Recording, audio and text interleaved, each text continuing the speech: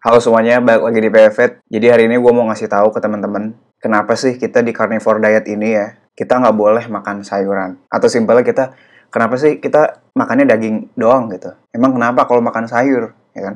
Emang kenapa kita kalau makan bayam, ya kan? Kenapa kita makan sayur-sayur lain ya? Gue mau ngejelasin itu dulu ya. Jadi gini, sebenarnya kan tujuan dari carnivore diet itu apa tujuannya? Tujuannya adalah supaya kita itu mencapai di keadaan yang paling sehat ya. Nah, orang-orang yang sebelumnya dia sakit, misalnya dia kayak punya penyakit autoimun ya kan. Autoimun itu apa? Ibaratnya imun sistemnya tuh nyerang dirinya dia sendiri gitu loh. Terus ada joint pain, ada sakit di sendi-sendi gitu ya.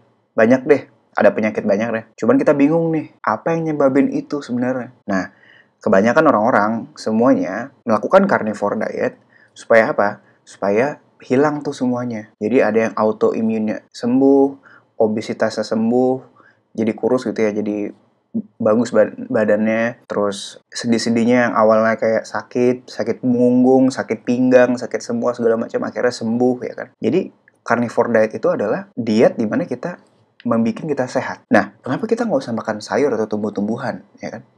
Gini, semua makhluk hidup di bumi ini yang lahir ya, yang hidup ya, mereka semua punya defense mechanism-nya. Kalau misalnya harimau, giginya tajam ya kan, kukunya juga panjang-panjang, tajam-tajam ya kan.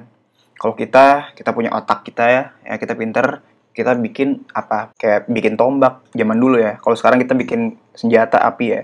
Untuk apa? Untuk bertahan hidup. Nah, jadi sebenarnya tumbuh-tumbuhan itu ya, atau sayuran-sayuran itu, mereka nggak mau dimakan. Mereka punya defense mechanism-nya sendiri. Sama kayak kita. Mereka tuh pengen hidup lama. Sama kayak kita juga ya. Jadi gue jelasin dulu dari sejarahnya ya, sejarah biologinya ya.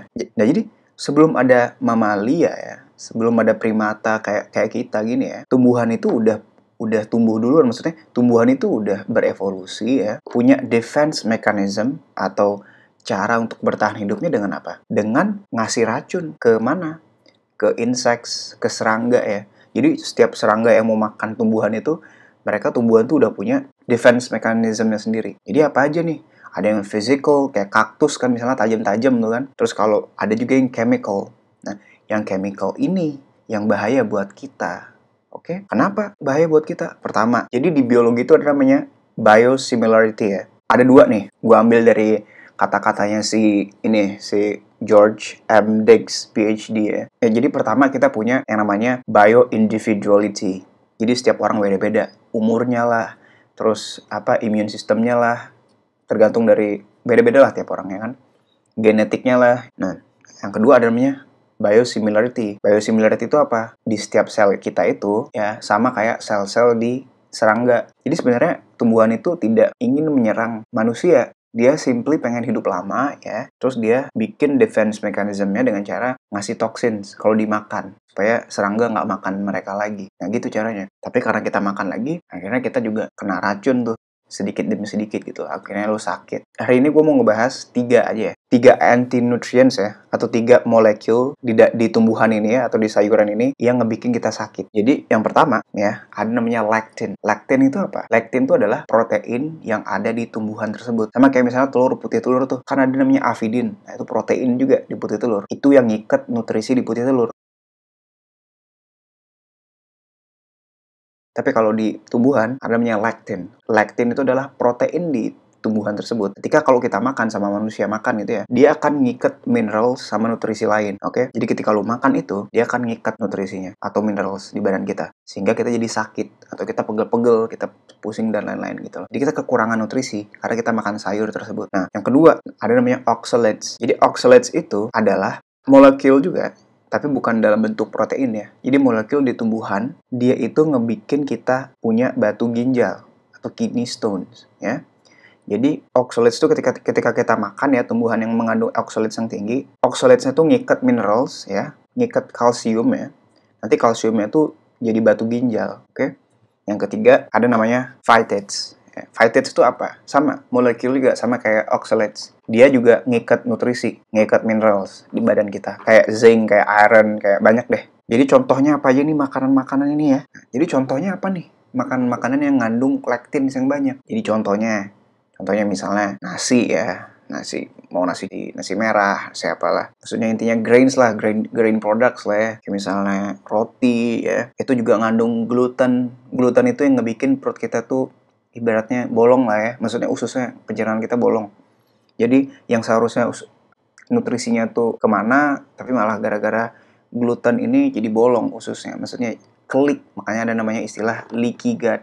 Oke. Beans, tau beans kan kayak soy, kayak gitu juga ada lectinnya. Terus kayak kacang-kacangan gitu ya, kacang-kacangan. Terus banyak deh, gue kasih listnya aja nih ya. Banyak.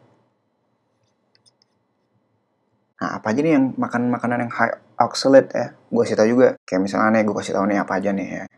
Kayak soy, tofu, misalnya soy sama tofu sama aja lah. Misalnya kayak banyak lah. Ini lu bisa baca di sini ya.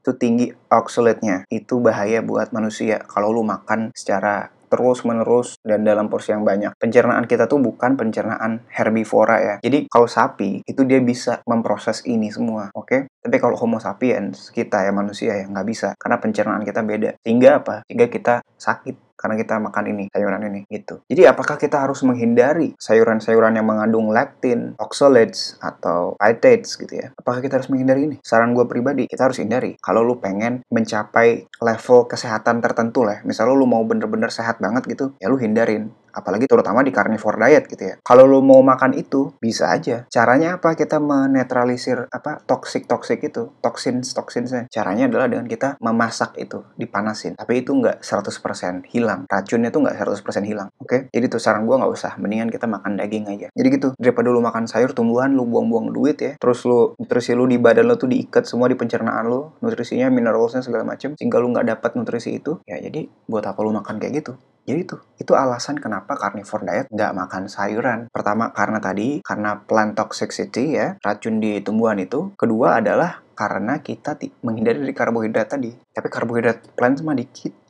Yang paling penting tuh menghindari racunnya aja. Gitu, oke? Segitu aja video dari gue. Semoga ngebantu lu. Semoga juga bisa memberi insights ke teman-teman semua ya, ke lu pada ya, supaya bisa lebih kuat lagi alasannya untuk ngelakuin carnivore diet. Kalau lu mau cari referensi lagi, banyak kok di internet ngejelasin tentang buruknya tumbuh-tumbuhan bagi manusia, oke? Segitu aja, see you in the next video, bye-bye.